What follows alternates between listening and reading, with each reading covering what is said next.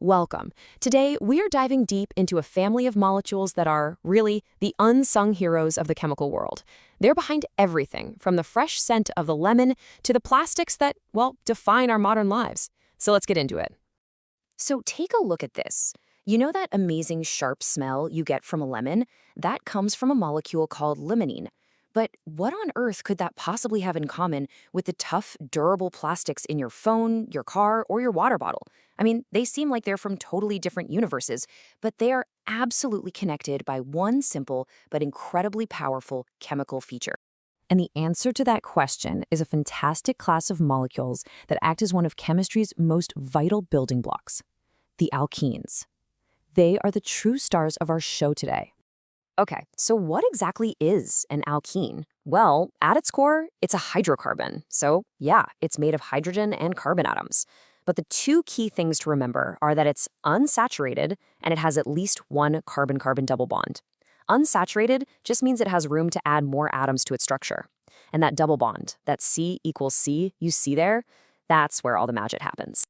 You know, they even follow a super simple recipe. This general formula, CnH2n, is like a cheat code. It tells us that for any simple alkene, if you know the number of carbon atoms, we'll call that N, then you automatically know the number of hydrogen atoms. It's just double.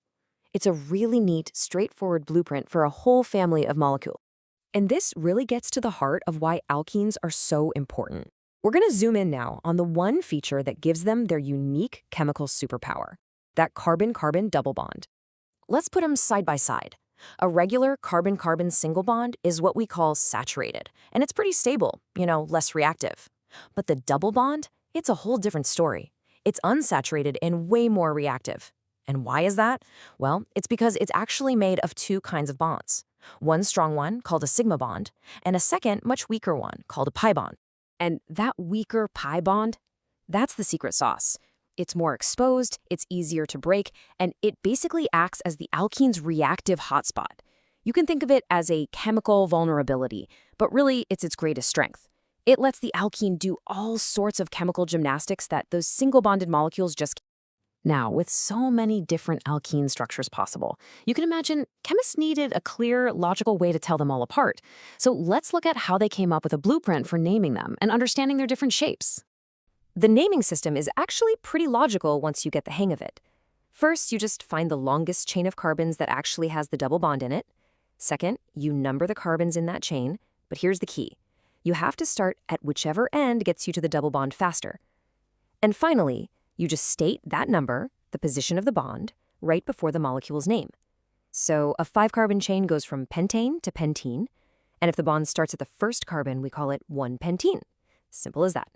But hold on, here's where it gets really cool. You can have molecules with the exact same chemical formula, the same number of atoms, but they're still totally different molecules because of their 3D shape. It's a concept called isomerism.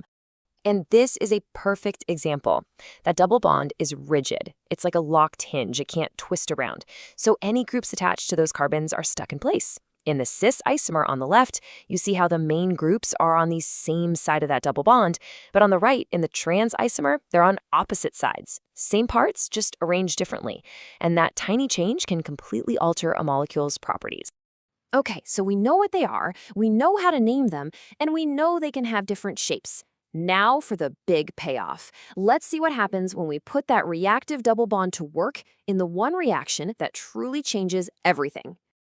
So, picture it. We have our alkene with its exposed, ready-to-mingle pi bond. What's going to happen when we introduce another molecule into the mix? What is that double bond just dying to do? It performs what's called an addition reaction, and it's exactly what it sounds like. You can imagine the double bond just opening its arms. That weaker pi bond breaks, which frees up those two carbons to each grab on to something new. The double bond becomes a single bond, and voila, the molecule has added new atoms. Let's watch this happen with a classic test for alkenes. Here we've got our alkene propene. We're going to add some bromine to it, which, when it's in a solution, has this very distinct brownish-orange color. Let's see what happens. So when they meet, that reactive pi bond in propene does exactly what we just talked about. It snaps open, and each of the two carbons that used to share that double bond now forms a new single bond with a bromine atom. And here's the result. The double bond is gone, and the bromine atoms are now part of the molecule. But look, the brown color of the bromine solution has completely vanished. That color change is the smoking gun for chemists.